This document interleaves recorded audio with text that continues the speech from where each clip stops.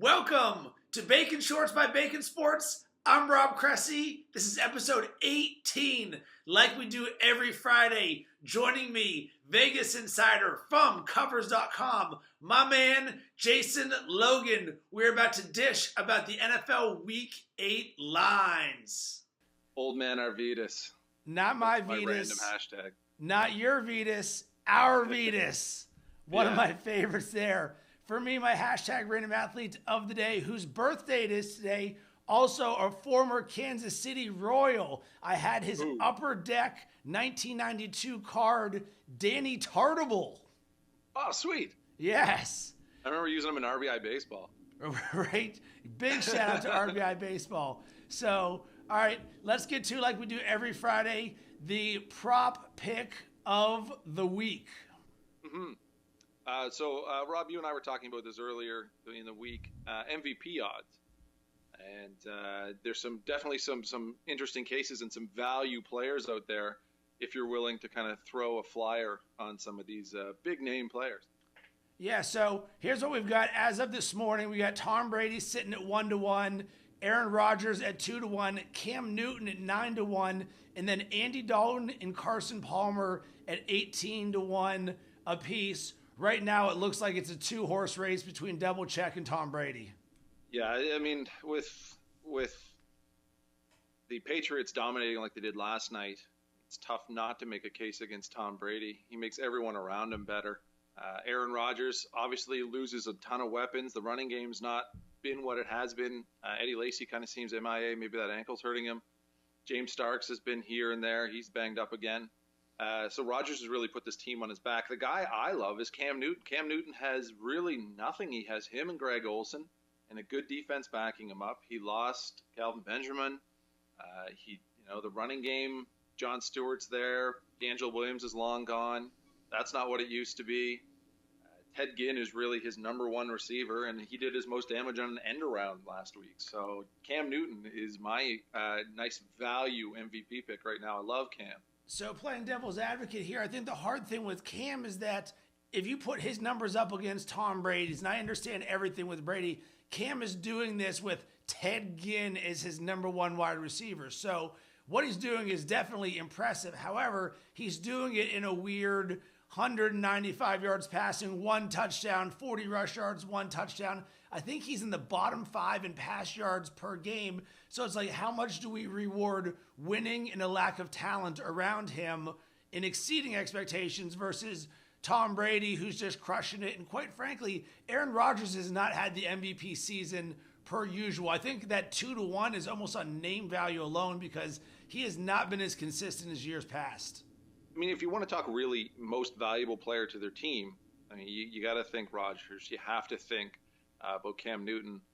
Tom Brady, yeah, he's awesome. But if they had to go with Jimmy Garoppolo there at the start of the year, the New England still may have came out 3-1, 2-1, depending on the way things trickled down. If Brady was suspended, Gronk could be MVP. After a game like Edelman had last night, I mean, how great is Julian Edelman? Is it because of Tom Brady, or is it just because Edelman's, the next Wes Welker?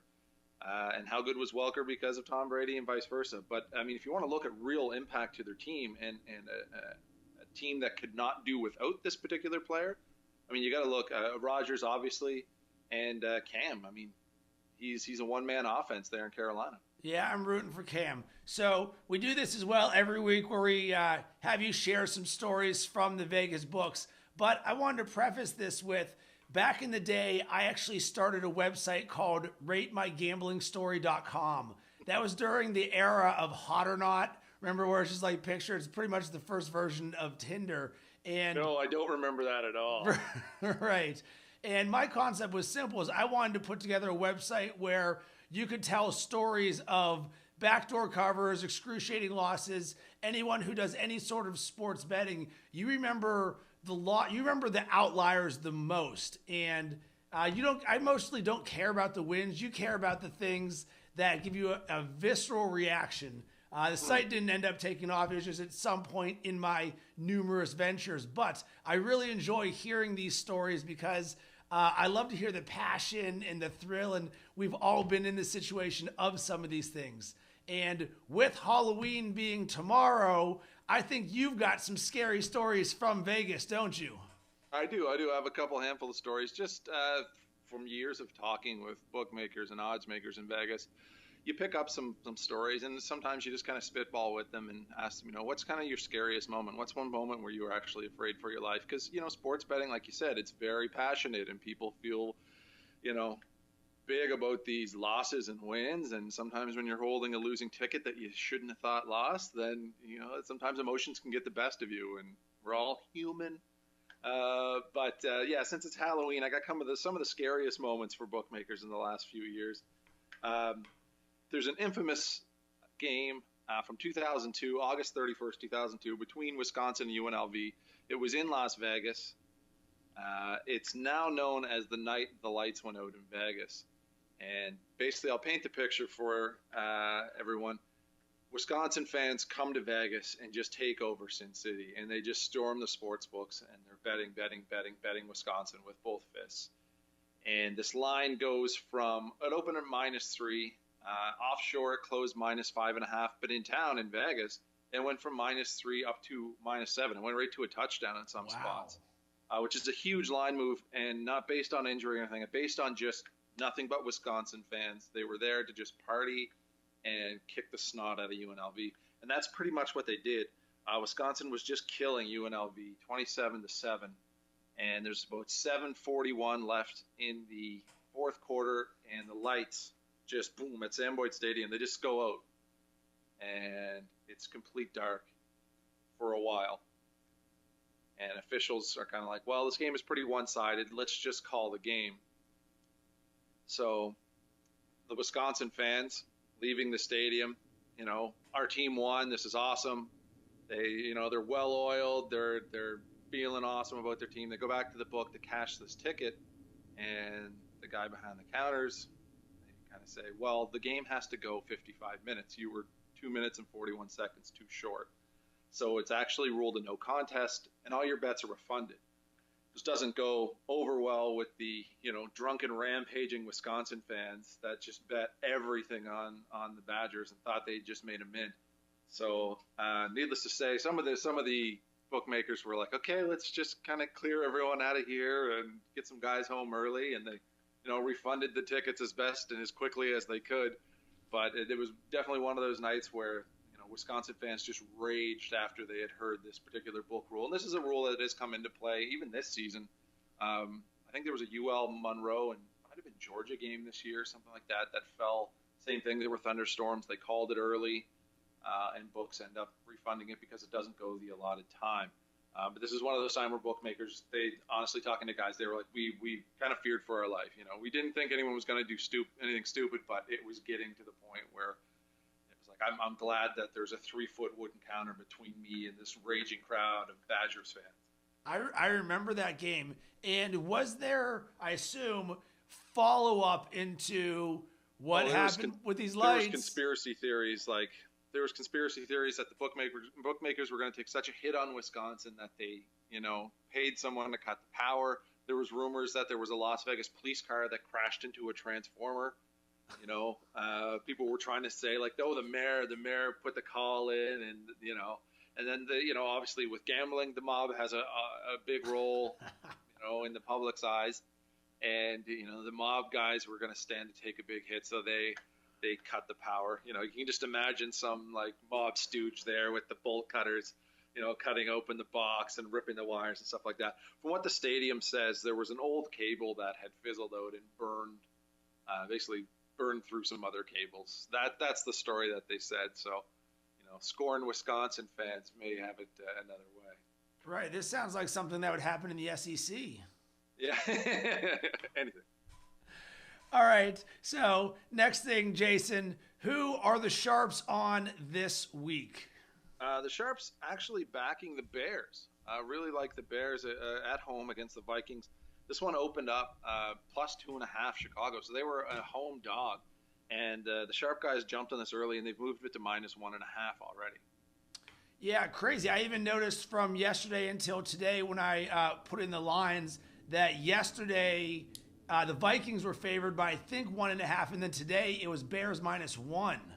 Yeah, this one's moved really quick, and it looks like it's going to be all Bears. I mean, the Bears coming off a bye. The Vikings have looked good. That defense is tough, but it's just all sharp money on the Bears. All right, who is the most public team this week? Once again, it's Arizona. Arizona has really stepped up. They've kind of taken Denver's place as far as the public darling role.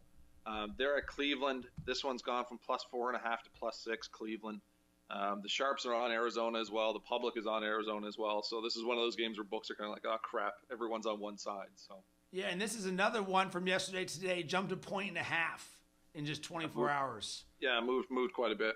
All right, let's talk about the Bankers game. The game the books are sweating the most. Well, they're actually sweating the Jets and Oakland game the most. This one, open pick, it's gone to Jets -3. I mean, the Jets have to make this cross-country trip, but Oakland's coming off a big win there against San Diego. So, sharp guys and public guys are all on New York right now. So it's another one of those games where it's all one-sided action. The books really don't care for these type of games. If you want to talk the banker game, the game that's going to decide the weekend for the sports books, you're looking at the Seattle and Dallas game.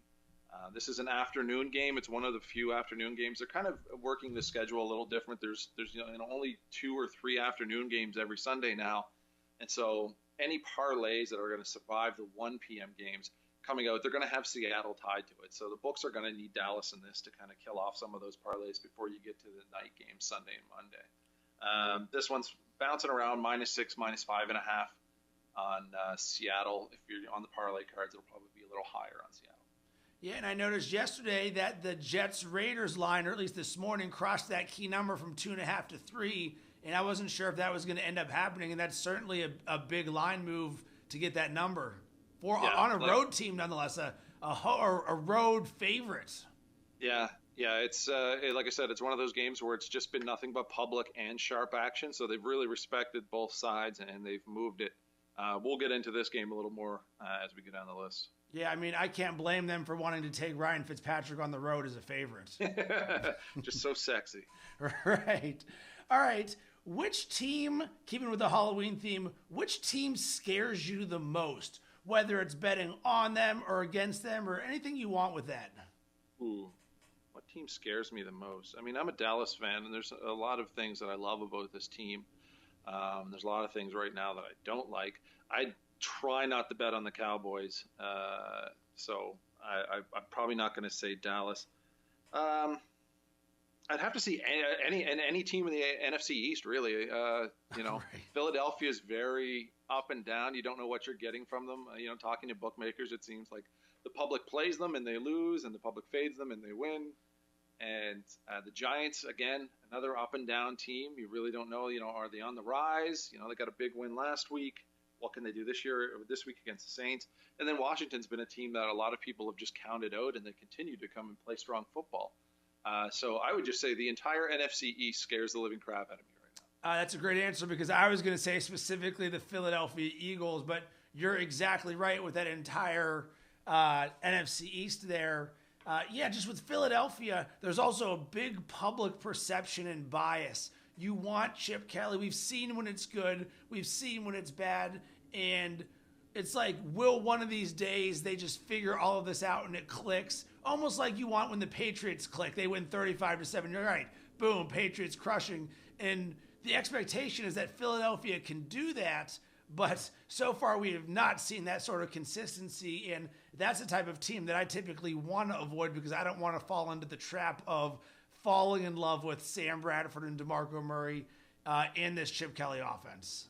Yeah, I mean, it just really hasn't proven itself yet. And I feel like if Philadelphia doesn't really turn it around, the clock's going to be ticking on Chip Kelly. I mean, those Philadelphia sports fans, they have zero patience. And there was a lot of hubbub and hullabaloo when he was hired on and given the full reins to the offense. And this was the year that they were going to do it. And he brought in his guys. I mean, you saw the overhaul that they made. They got rid of some big name, key players that were there in Philadelphia for a few years. And, did he kind of mortgage the team's future to move these guys around? So I love to watch the Eagles lose. That's one of my favorite things. All right, cool. Let's get into the Week 8 lines. We got the Chiefs at home as 4-point favorites taking on the Lions. Over-under is 45.5. And I know this line went down. It was Chiefs 5.5 yesterday. It's now down to 4. This one's actually in London. This is one of those London games. So it's 9:30 in the morning. If you got to get up and scratch that betting itch, it's there. The Lions have a new offensive coordinator, best name in football, Jim Bob Cooter. It sounds like it's ripped from the Dukes of Hazzard. It's just so great. But he's going against a Kansas City defense that's really improving, and they've shown the ability to take away the ball too. They've had 6 interceptions, or I think 6 or 7 interceptions in their 7 games so far. The Lions are the worst team as far as turnovers go. And then all of a sudden you throw a new offense in there. I don't think they're going to stray too far from what they did before, but you're throwing some new wrinkles in there. You're playing, on the road, way on the road in London. So, the travel schedule, your practice schedule isn't what it should be. It's a tough week for them to work in a new scheme. Yeah, I don't have any faith in either of these teams. I'm certainly going to be staying away. All right, next game. Yeah, the London fans get the worst games. Exactly. I saw that the Jaguars signed like a lifetime deal to play in London through like 2020 or something. Jaguars are getting better at least, right? These teams are just regressing so poorly. So. Exactly. All right, next game, and we touched on this. The Bears now 1.5-point favorites taking on the Vikings over under 42.5. Yeah, like I said, the Sharps have been all over Chicago. And maybe they're kind of buying into this trend. The Vikings have covered just once in their last 7 trips to Chicago. So kind of a sexy trend in this one. The Bears coming off the bye week. A lot of people were really high on Minnesota. So this could be, Sharp saying, okay, the value has gone over the top on the Vikings. Now we're going to come back and buy back whoever they're playing. Yeah, shout out to Stephon Diggs, who's been balling hard each of the last 3 weeks. Definitely a DFS darling right there. All right. Next game we've got the Atlanta Falcons at home, 7.5-point favorites taking on the Buccaneers over under 48.5. Yeah, the Falcons know what the Bucs want to do. They want to run the ball, and they want to limit the touches and amount of times that Jameis Winston really has to make a play. With Atlanta, they're going to stuff 8 guys in the box, and they're going to come after Winston and force him to be the guy that wins or loses this game for them. He looked okay last week, but this is still a rookie quarterback, whether he's the number 1 pick or not. If Atlanta can get the pass rush going, which is something they've been trying to do all season, this could be a tough day for Jameis Winston. Yeah, Doug Martin, 3 consecutive 100-yard performances, which I don't know if anyone saw that coming because I have a very hard time trusting Doug Martin. Anybody who's played fantasy football knows the roller coaster that he is. I think no Vincent Jackson this week as well. He might be out for multiple weeks. Yeah, he could miss a few weeks. He's not had the impact. He's not been the go-to guy. I really liked watching Mike Evans play last week. Mike Evans put up big numbers, and this is kind of what he's done year in the last year. He does these bulk big games, so he might be a nice DFS pick this week if he can put together another large game. Yeah, and expect Julio Jones to be very heavily owned in DFS this week as well. All right, up next, we've got the New Orleans Saints at home, 3.5-point favorites over the New York Giants, over under 49. Saints starting to kind of get things going here. They're 3-1 straight up and ATS in their last 4 games. And they got a nice little running combo with Robinson and Ingram. I mean, these guys put up 171 yards and 3 touchdowns last week against the Colts. The Giants don't have a terrific running defense. So if the Saints want to kind of stick to their guns and run that ball and own time of possession, they definitely can. I have a hard time trusting the Saints, and I'm actually a believer in the Giants' offense that I've been disappointed over the performance over the last few weeks, and I think I would be putting my money on the Giants to win the division, even though Eli's been all over the board.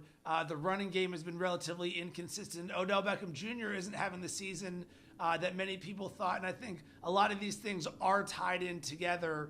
And then for the Saints, when are they ever going to get a wide receiving core? I know Drew Brees is on the decline, but Brandon Cooks hasn't really evolved like we had or like we thought. I think Colson might be hurt again. And the one guy that has kind of stepped up is Ben Watson, their tight end, kind of stepping into those rather large basketball shoes of Jimmy Graham. So, yeah, this is a guy that he had a nice game last week, and he was like yards from touchdown catches twice. So we could be talking about how great Ben Watson is had he picked up those extra yards and got into the end zone. Cool. Can you hear me? It looks like we just got something chunky in the audio there for a second. Yep. What was that? I can hear you. Can you hear me? I can't. I lost you there for a second. Oh, I think we're back. Now? We're good. Okay. I can. All right, cool. Apologies to the internet for some reason. Sometimes things just don't want to work for no apparent reason. All right, next game that we've got, the Rams at home taking on the 49ers. Rams 8.5-point favorites, over under just 39.5, lowest of the weekend. Yeah, not the sexiest game. With the Niners, they've really struggled against the NFC West in their last 6 division games. They're 0-5-1, so haven't covered in 6 straight divisional games. San Francisco did do well against the run. They've played some pretty formidable rushers too. They've played Lacey and Peterson and Justin Forsett from Baltimore, and they held those guys to 184 total yards and 0 touchdowns. So now they go up against Todd Gurley, who is, he's the flavor of the month, and this guy looks to be the next great back. So let's see if they can handcuff him and force Foles and this pass team to kind of move the chains for the Rams. So the sky is falling on the 49ers. At what point will there become value on them? I know it's not enjoyable to do that, but I'm always thinking when everybody else is off, you say, is it just a complete disaster and just don't think about it? Or eventually, is there an opportunity? I know not on the road where the 49ers are a different team at home than they are on the road, but just as an overall zombie team, as you like to say, moving forward. Yeah, I mean, you just got to pick your spots. I like them against Baltimore, and I played the money line against the Ravens there, 2 weeks ago, and I just saw great value. It wasn't so much maybe a play on the Niners as it was a play against the Ravens, but it just you got to pick your spots with these teams, spot the line value, and sometimes you got to take a shot on the money line too. If you don't like the points, you're like, well, they can, if it's a short spread, then maybe look to get a little more out of it by just betting who's going to win straight up. All right, cool. We have the Browns at home taking on the Cardinals. Cardinals are 6-point road favorites, over under 46. And it looks like Josh McCown dinged up but could start. But that's not exactly the most optimistic way that you want to go in against this tough Cardinals defense. Yeah, it may not matter who they have under center. With the Cardinals, they've been a home run hitting team when it comes to the rushing game. And Chris Johnson just kind of seems to be resurgent and back to life behind this offensive line. He's picked up massive gains. So this is a run defense that's had 27 runs of 10 yards or more, and now they go up against Cleveland, which is the worst run defense in the league, and they've given up 29 runs of 10 yards or more. So this is one of the things that I featured in my weekly mismatches. This is a team that could just break off big gains against a Cleveland team that's poor tackling and hasn't been able to stuff the run. Chris Johnson, second in the NFL in rush yards, and on DraftKings, he is cheap, so you may want to consider him in DFS. And my Cowboys just let him, no thanks. It's okay. We don't need your services. Right. And then I think Joseph Randall's suspended for something, drugs. Right, so exactly. They're down to McFadden and Michael. Right, exactly. All right, a game that might be the best game of the weekend, one that's also near and dear to my heart. My Pittsburgh Steelers are now 1-point favorites, taking on the Cincinnati Bengals, over under 48. Looks like Big Ben will be back. Yeah, welcome back, Ben Roethlisberger. This is a completely different team with him under center. Talking with odds makers over the last few weeks when he's been out, Roethlisberger's was worth as much as a touchdown to the spread. So if he wasn't, and you're probably looking at like Steelers plus 6.5, and that may even get bet up. But right now, I mean, they open as a home dog, and now it's jumped the fence, and they're minus 1.5. Like I said, completely different offense. It really opens up the deep game for Pittsburgh, which opens up the running game, which keeps the Bengals on their toes. Yeah, I mean, if we'll remember before Ben Roethlisberger's injury, Antonio Brown was the best wide receiver in football, putting up insane numbers. Le'Veon Bell, I believe, is the best running back in football. So Big Ben's presence, even just being there, should open it up for these other skill players. Even if Ben's not going to throw the ball 40 times, I expect it to get out of Ben's hands quick to keep him upright. Yeah, and neat trend with this one. The favorite in this game, which is actually kind of flip-flopped here, so we'll see where the line closes, but the favorite in this game is 7-3 ATS in their last 10 matchups. So might be worth taking the points. Giving the points. Do you believe Andy Dalton will continue to play at this level? He's having his best season of his career. No, I think you're going to see. I mean, you're going to see kind of a regression as teams get more tape on them and see what they're doing and what's working this year and what didn't work in previous years. Like anyone that kind of plays above their expectations, there is a return to the norm. Whether he goes all the way back to the Andy Dalton, but yeah, I don't think he's going to keep up this pace. I mean, geez, he has all the weapons he can ask for, though. So if teams start keying in on him and not being allowed, the freedom that he's had so far, then he's got those two great running backs. He's got a good tight end. He's got plenty of options if he doesn't always have to go deep and find the wide receivers. Right, and the scary thing is Jeremy Hill has not been nearly as good as he was last year. God forbid if he ever turns that thing around, that Bengals offense could be ridiculous. Yeah, him and Gio Bernard have done it. I mean, it's kind of a 1-2 punch. I mean, you throw one guy in there and you expect one thing and he does another. And Bernard was always kind of that third down back and the guy catching the ball. But Hill's even shown a flash for catching the ball and picking up the yards after the catch. All right. Keeping it in the division, we've got the Baltimore Ravens at home as 3.5-point favorites, taking on the Chargers over under 50.5. And it's crazy that somebody actually has to win this game.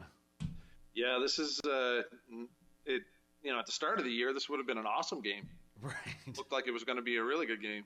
Now, not so much. Tough travel spot for the Chargers, obviously. They get to come over across the country. And the Ravens are at home. This is just, I think, the third time they've been at home in 8 games this year. So this is really an opportunity for them to pick up a win. They got a bye next week. Then they, can kind of figure things out and at least get this team back on track to where it's supposed to be. I don't think they're playoff bound now, but they can at least pick up a few more wins. If you're looking for daily fantasy, really like Forsett.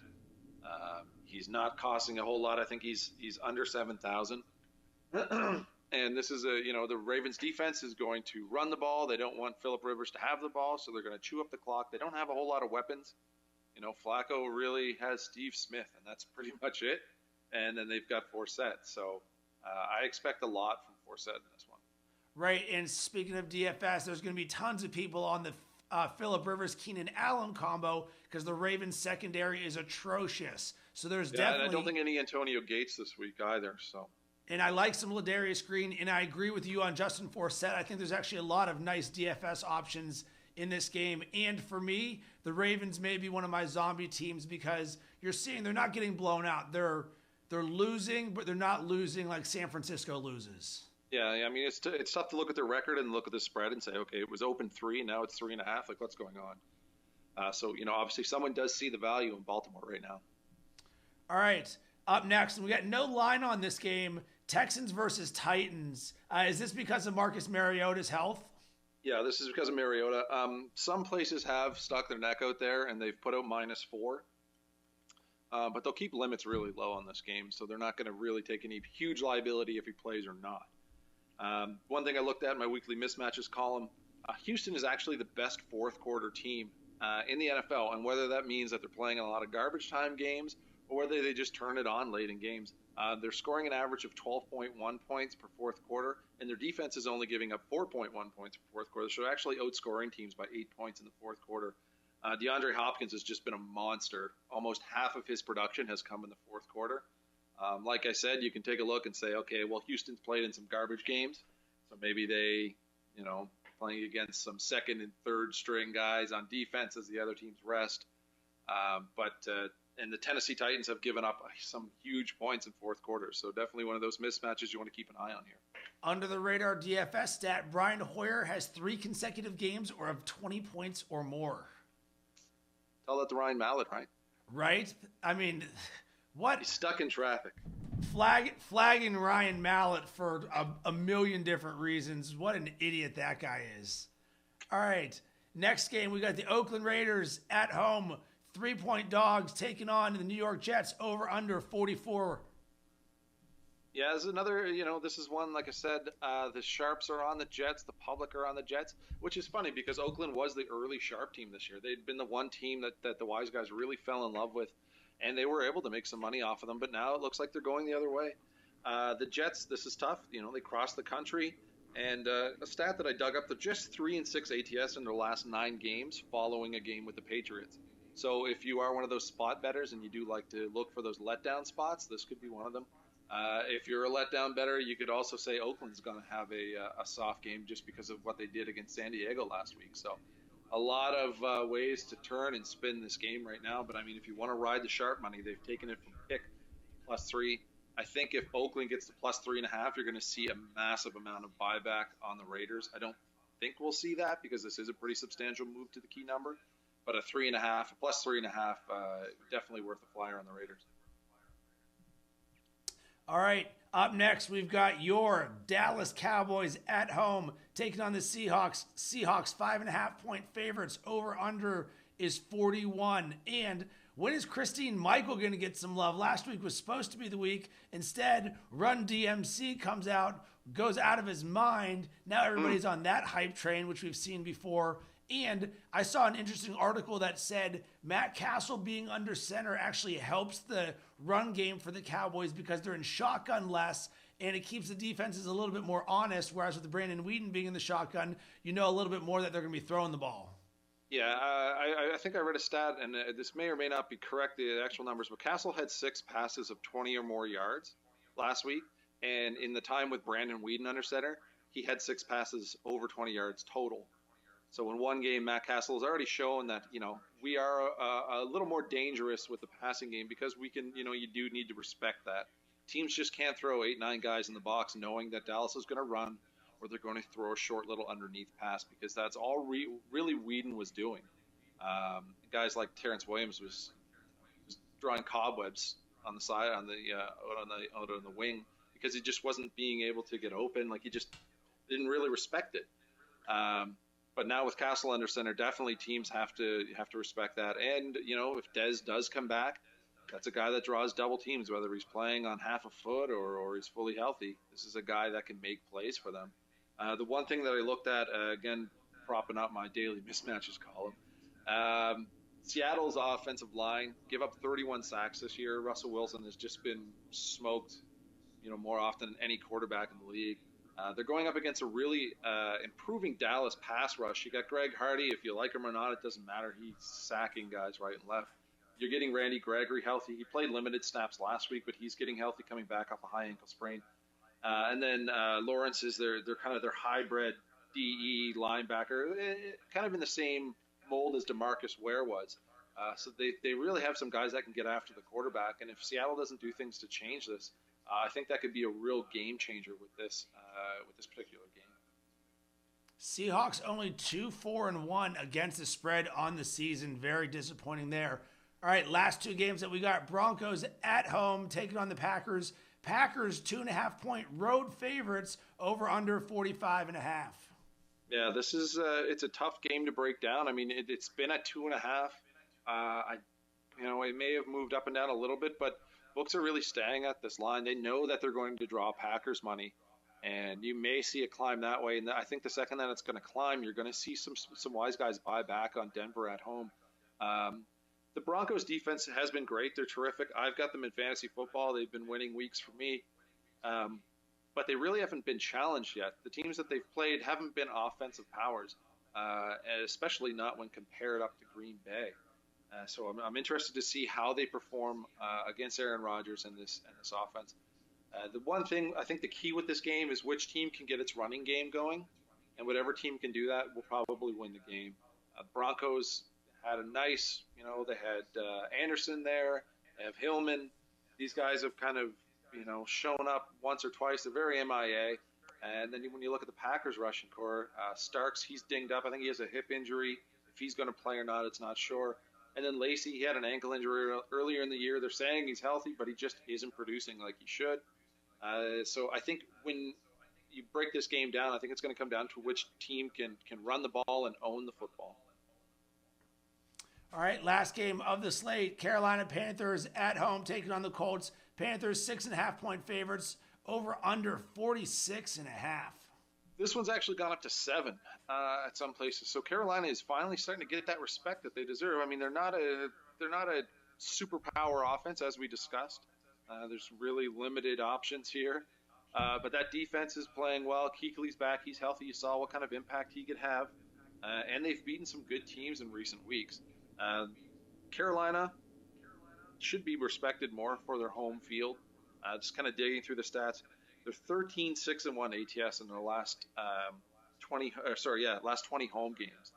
So that's a pretty dominant home field, at least when you consider against the spread. And when I first saw this, the Colts seem like they're a live dog, and they seem like the type of team that you say, hey, they can win this, but I don't know if I'm overinflating how good I think the Colts could be because of preseason expectations where what we've seen and what we've expected are two different things. So when you see them as 7-point road dogs against a Carolina team that people think are exceeding expectations, just at first glance, it's like, oh, Carolina or Indy looks like that they could be live in this game. I think we all want to believe the Colts can be live, but I mean, it's just been such a terrible year for them that any preseason conceptions that we had about this team you need to cut the cord on that. You got to throw it out the window. People liked this, what they saw last week from them towards the tail end of that game. They showed some fight towards the end of the game. It's garbage time minutes. You kind of, take those stats and take that production with a grain of salt. Carolina, there's no reason not to like Carolina in this game. And there's a lot of reasons why you shouldn't like the Colts. So I can see why it's jumped up to 7. This may be one of these scalp moves by the Sharps. They want to push this line up, take Carolina, and then buy back Indy. This is a very, very telling game for the Colts. I think a lot of bad things will happen after this game if they lose. All right, cool, Jason. Time to let everybody know what you got cooking. Drop some plugs. Sure. Well, it's another big weekend in sports. Welcome back, basketball. On top of that, we also have the Breeders' Cup, which is a huge horse racing event that's in Keeneland and Lexington, Kentucky this week. They have the Breeders' Cup Classic. If you've been following horse racing this year, you've obviously heard of American Pharoah. This will be his chance to win horse racing's Grand Slam, which is kind of fun. Our girl, Mo V, she's done a horse-by-horse preview on this. This girl knows her ponies inside and out. It's amazing. As far as football goes, we'll have Joe Fortenbaugh coming at you with some college football betting info. We'll have our cheat sheets. We'll have our game of the day for the biggest college action. And then moving on to, we'll have NBA basketball. We'll have the World Series previews for NFL Sunday. I've got my muff punt column today. I'm looking at 5-point spreads and whether these are dead lines and whether these are dead numbers anymore because of the way that point after touchdown rule is. But we'll also have all the games previewed. My mismatches column is up. We've got some really neat analytics stuff from the Harvard Sports Analysis Collective. They do some really cool stuff with numbers. So, I mean, if you're betting sports this weekend, Covers is one-stop shop. Follow us on Twitter. Everything and anything sports betting, and it's for free, which is also an incredible thing. So, I mean, come to Covers, and all this information is free. Awesome. Jason, we do this every single Friday. I have an absolute blast. So for those of you out there, either watching or listening, subscribe on iTunes or check out the Bacon Sports YouTube channel. You have yourself a fantastic weekend, my friend. All right, you too, buddy. Boom shakalaka.